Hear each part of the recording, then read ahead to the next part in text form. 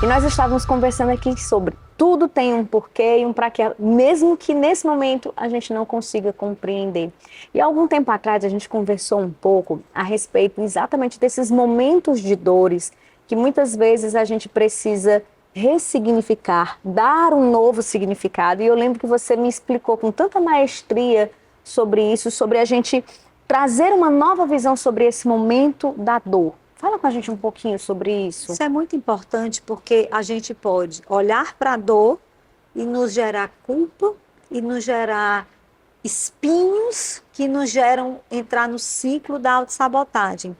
Como também eu posso olhar para aquilo e ressignificar. E às vezes a gente tem que olhar para dentro e dizer o que é que isso quer me ensinar? O que é que esse processo, porque a dor, ela é um processo de aprendizado. Se a gente não tivesse dias tristes, a gente nem ia celebrar os dias felizes. Nossa vida não tem como ser uma linha reta, né? Os altos. É importante ter os baixos para a gente compreender os altos, né? Agora Valorizar. eu preciso entender quando ela está baixando, o que é que eu vou fazer para ela subir. Aí eu digo, o que é que eu tenho que aprender para mudar de estação? Porque a vida é como as estações, né? Da primavera, outono, verão. A gente tem estações, sim. Dias tristes, dias nublados, dias que tá as folhas caindo, momentos difíceis, vão existir na vida de todo mundo. Mas, diferente das estações, eu posso viver mais a primavera e verão. Porque eu posso olhar, tá ficando triste, eu vou buscar uma ajuda, eu vou fazer uma oração, eu vou fazer um exercício de regular, eu vou buscar uma terapia, eu vou buscar um aconselhamento pastoral, mas o que não pode é você ficar lá não sei quantos anos esperando, lambendo as tuas feridas, olhando para o teu passado e fazendo com que você fique escravo de algo que já aconteceu. Por isso é importante não só perdoar, mas também nos perdoar. Às vezes eu vejo gente que carrega a dor de ter um erro. Errou, levanta, ressignifica isso. Não está conseguindo, vai atrás, sabe? Tem aquela passagem da Bíblia que fala muito no meu coração. Um homem que ficou 38 anos a metros de um milagre. E eu fico pensando, será que eu ficava 38 anos? Todo dia eu me arrastava um pouquinho. Ficava ali na beira. Me ajudem, eu quero sair daqui.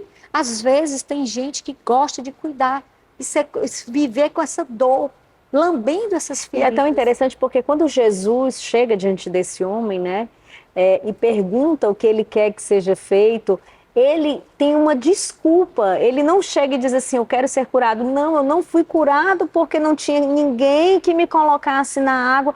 Então, assim, é alguém que sempre fica em volta de desculpas e não muda de vida, não muda de estação. Entra nesse lugar da autocomiseração, do vitimismo, mas não consegue sair. Assume essa identidade. Eu conheço pessoas que às vezes têm um laudo, um diagnóstico de uma psicopatologia, ou é depressão, é bipolaridade. Estou aqui falando das mais conhecidas. Mas a pessoa assume aquela identidade, aquela psicopatologia como uma identidade, não como um estado. Né, em que ela pode ser transformada, que ela pode ser ajudada. E existe muito a barreira posso dizer até do orgulho de buscar essa ajuda. Né? Quantas pessoas chegam no teu consultório, muitas vezes depois já de estar ali no fundo do poço, mas se ela tivesse procurado ajuda antes, a situação estava bem diferente? Com certeza. Às vezes as pessoas se acostumam com relacionamentos disfuncionais ou acabam, né, vivendo aquela vida no raso, porque nem buscam autoconhecimento, nem buscam ajuda, nem se movimentam, porque quando Jesus perguntou o que é que ele quer, ele se vitimizou, não é? Ele culpou alguém. Então, vai uma dica aí, sempre que você ficar nesse sentimento de se culpar ou culpar alguém, ou de se vitimizar, ou colocar como alguém te fez isso, ou mostrou que tu parou, tu precisa sair dessa inércia, ter uma ação, pega a marca e sai do canto. Vai, faz a diferença no mundo, porque todos nós fomos criados para responder algo no mundo. E talvez a tua dor seja a resposta, que você foi curado para ajudar outras pessoas, porque é o que eu vejo. Transforme a sua dor em ajudar o próximo. E assim, a cura só chega a partir da vulnerabilidade diante da pessoa certa. É algo que Deus tem me mostrado muito, Deus tem ministrado ao meu coração, na minha vida, e eu tenho compartilhado muito com algumas pessoas, que nós precisamos, diante de Deus, ser vulneráveis, pedir ajuda, né? Que você... Hoje, a vulnerabilidade assumiu um lugar de fraqueza. Parece que se eu sou vulnerável, eu sou fraco. Então, eu preciso mostrar o tempo todo que eu sou muito forte, que eu sou a Mulher Maravilha, quando, na verdade, eu não sou. Mas eu preciso, diante de Deus, diante da minha liderança, diante dos pastores, procurar ajuda psicológica, que ajuda pastoral não é a mesma coisa que ajuda psicológica. E quantas vezes eu recebo pessoas para atendimento pastoral e eu digo, procure uma psicóloga. Você precisa... Aqui eu tenho esse momento de aconselhamento com você, nós vamos falar sobre o espiritual, mas o seu emocional, o seu psicológico, você precisa buscar ajuda de um profissional da saúde, né? Então, compreender nesse tempo que a gente precisa assumir esse lugar de vulnerabilidade, de pedir ajuda para poder crescer, para poder mudar. Tem gente que está com casamento na beira do precipício. E quantos casais você atende? Porque eu acredito que hoje talvez a maioria dos seus pacientes sejam casais, assuntos a respeito de dificuldades no casamento, ou pessoas que querem melhorar o casamento, porque às vezes a pessoa pensa assim, não, só vou procurar psicóloga se eu estiver precisando de muita ajuda. Não, eu posso procurar porque eu quero viver melhor, eu quero viver a plenitude, eu sei que tem algo a mais, eu posso ter ferramentas para isso, né? Com certeza, eu acho que a vulnerabilidade e o arrependimento, elas andam de mão dadas, porque eu preciso também não me culpar, mas eu preciso me arrepender, porque o arrependimento é o passo inicial de uma mudança. É de quando as pessoas dizem, olha, se eu pudesse voltar ao tempo, eu não faria. De pronto. Se arrependeu? Pois agora vai e segue. Porque o importante também não é você viver eternamente arrependido. É porque aí é o remorso. É o remorso, né? gera aquela coisa voltando para trás. Porque ninguém vai mudar o passado. Nós temos que deixar o passado no passado. Porque o passado sendo resolvido, você consegue deslanchar para o seu futuro.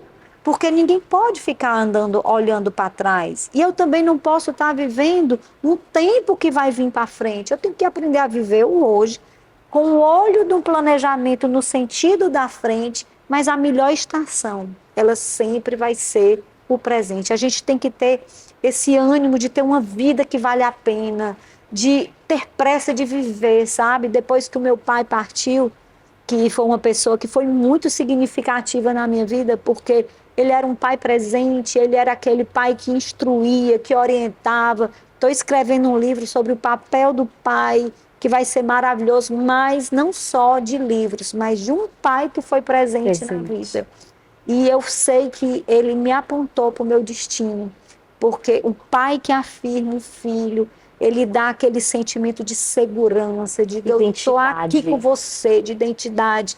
Então, assim, pais, mães, sejam esses agentes de olhar para os filhos de vocês, acreditando nas potencialidades dele, mostrando para eles que eles são fortes, que eles são capazes. Porque eu aprendi, sabe, Thalita, no meu consultório, a acreditar em qualquer pessoa que chega ali, que ele pode ser melhor. Uau. E eu acho que isso é um dos dons que eu tenho, sabe? Eu olho, quando a pessoa chega e diz assim, ai, eu não tenho jeito, eu digo, vai ter jeito, eu acredito em você. E certo dia eu peguei um paciente bem difícil, que ele tinha compulsão sexual, uma coisa bem complexa, e ele chegou no meu consultório, ele foi para um canto, e quando chegou, foi na igreja até, que a igreja fechada, meio-dia, ia saindo um casal e disse, olha, vá para essa psicóloga, que ela vai te ajudar. Ele até hoje não sabe quem foi. E ele chegou no meu consultório e eu digo, mas eu sei que você tem jeito, eu sei que você vai estar e eu vou estar na tua mão para dar certo. Mas até eu fiquei, meu Deus, será? Mas deu certo. E aquele homem se construiu de uma forma diferente. E certo dia, passou 3 anos, eu ia saindo do meu consultório e eu disse assim, meu Deus, será que eu estou fazendo o propósito para qual tu me chamou? Olha, eu perguntei. Antes de eu caminhar 10 passos, ele passou uma mensagem. Doutora, muito obrigada, porque naquele dia que você disse que acreditava em mim, foi o primeiro passo da mudança na minha vida. Então, nós precisamos acreditar nas pessoas, sabe? As pessoas podem melhorar, porque eu vejo, mas às vezes alguém precisa ser essa voz que ativa dentro Você do sabe outro. que isso até dentro de um casamento, isso é tão importante, né? Porque muitas vezes, aqui a gente fala muito para mulheres, então eu vou contextualizar para mulheres.